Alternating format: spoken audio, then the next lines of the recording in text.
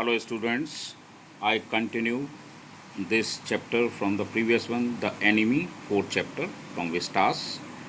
और इस चैप्टर को लेता हूँ in continuation of the previous one.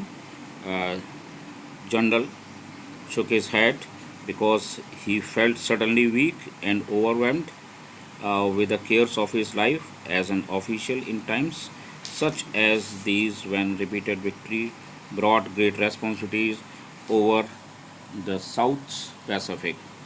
यानी कि उसको पिछले उससे लेता हूँ कि जनरल बहुत कमज़ोर महसूस करता है, स्वयं को जीवन की चिंताओं से एक्सप्रेस्ड महसूस किया, और इन चिंताओं से जो कि एक अधिकारी के रूप में इस तरह के मौक़ों पर आती थी जब दोहरी जीत संपूर्ण जो साउथ यानी कि दक्षिण पैसिफिक के ऊपर बड़ी जिम्मेदारी डाल देती हैं थी।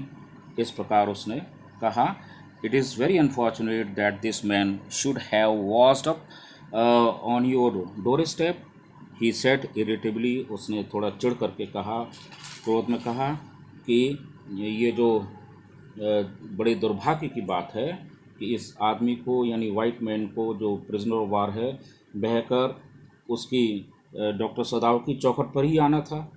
इस प्रकार I felt it so my self, सदाव set gently.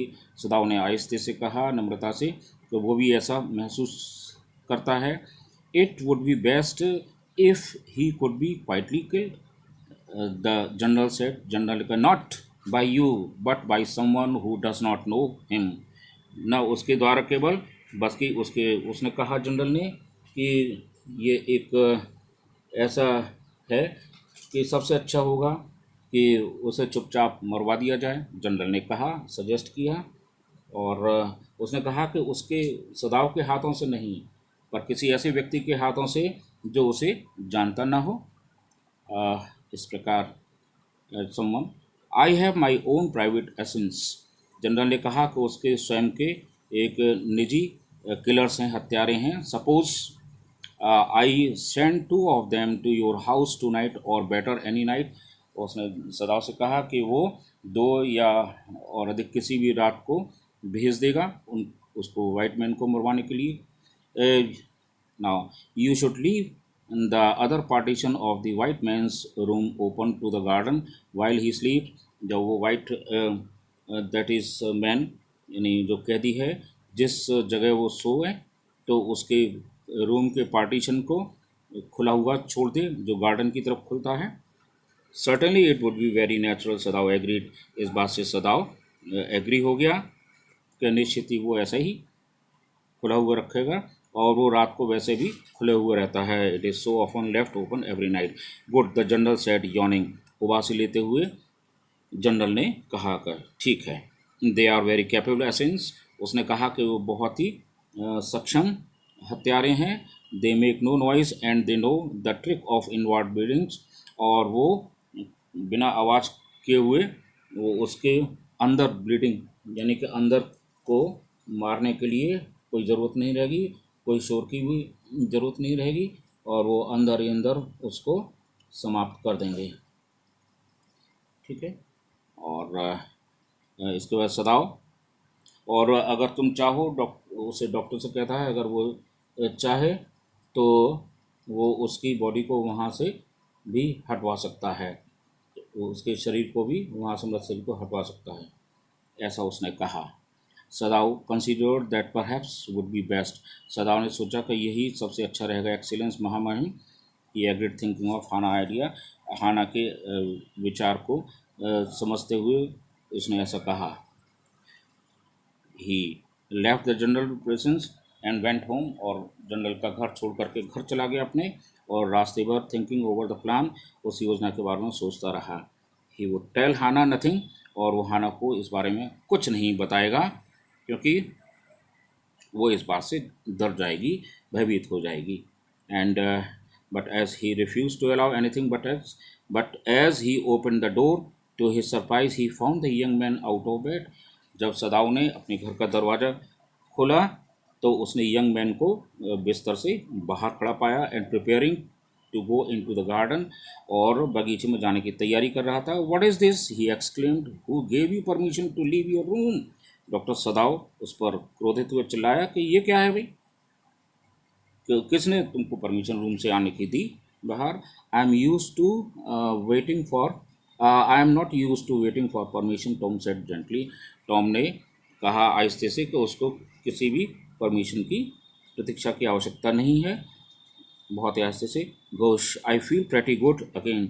और उसने घोष जो शब्द है वो एक्सप्रेसिंग सरप्राइज, उसे अब पहले से ज़्यादा अच्छा बेटर फील कर रहा है। और इस प्रकार but will the muscle on this side always feel stiff, और ये कड़ी महसूस होती हैं जो इट इज़ सो। और सदाओ inquired, he forgot all else, and he lifted the edge of the man's shirt and gazed at the healing। उसने सब कुछ भूल गया और उसकी शर्ट को के किनारे को ऊपर किया एग्जामिन करने के लिए। उसने स्कार, जो ताज़ा स्कार है, उसको देखा। मसाज में do it, he said doctor सदाव, if exercise does not. Massage से ठीक हो सकता है अगर वो एक्सरसाइज से काम नहीं चल रहा है तो। If it won't bother me too much, the young man said, is young that gaunty. और उसका जो पतला चेहरा है, स्टबी ब्लॉन्ड, जो जो हल्की हल्की दाढ़ी निकली हुई थी, उसने कहा, डॉक्टर से कहना चाहा, I have got something I want to say to you. If I had not met a Jap like you, well I would not be alive today. Doctor से कहा विनम्रता से कि यदि वो उसकी तरह के जापानी नहीं मिलता तो आज वो जीवित नहीं होता। आई नो दैट, डॉक्टर ने कहा वो जानता है। सदाव boat but he could not speak, sir झुका लिए लेकिन वो कुछ बोल नहीं पाया। Sure I know that, Tom went on warmly. और वो भावना में बह करके कहता गया, that if all, I guess if all the Japs were like you, there would not have been a war। यदि सभी जापानी डॉक्टर की तरह से होते तो युद्ध होता ही नहीं। Perhaps Sadao said with difficulty। उसने कहा, and now I think you had better go back to bed। Doctor ने कहा कि अधिक अच्छा है कि वो अपने बिस्तर पर जाके आराम करे। He help the boy back into bed and then board good night. वहाँ तक बिस्तर तक पहुँचा दिया, सोने तक, और शुभ रात्रि बोल दिया। Sadao slept badly that night. Sadao उस रात तो ठीक सो नहीं पाया। Time and time again he woke, समय समय पर वो जागा। Thinking he heard the rustling of footsteps, the sound of a twig broken or a stone displaced in the garden. और इस प्रकार वो बार बार जगता रहा, कभी कदमों की आवाज़ को सुन करके, कभी टूटे हुए जो टहनी है उसको सुन करके, कभी एक स्टोन के हटने की गार्डन में आवाज़ से, जिस समय कि ऐसे किसी भारी बोझ को ले जाया जा रहा हो। The next morning he found, if the Americans were gone be. उसने सोचा कि यदि अमेरिकन चला जाए, he then we could simply tell Hana, तभी वो बताएगा, that so the general had directed, कि ये जनरल के निर्देशानुसार चला गया है, अगर वो चला जाए तो। But one and at he saw when he opened the door, he saw at once Dr. So that there on pillow was a shaggy broadband, के तकिए पर वो पीले बालों वाला जो अभी भी लेटा हुआ है। he could hear the peaceful breathing of sleep, और वो एक आहिस्ते आराम की ब्रीदिंग को सुन पाया। Doctor I close the door again quietly, और उसने शांति से दरवाज़ा बंद कर दिया। He is asleep he told Hana. उसने हाना को बताया वो तो सोया पड़ा है। He is almost well to sleep like that, और बड़े आराम से सो रहा है। What shall we do with him, Hana whispered her old refrain.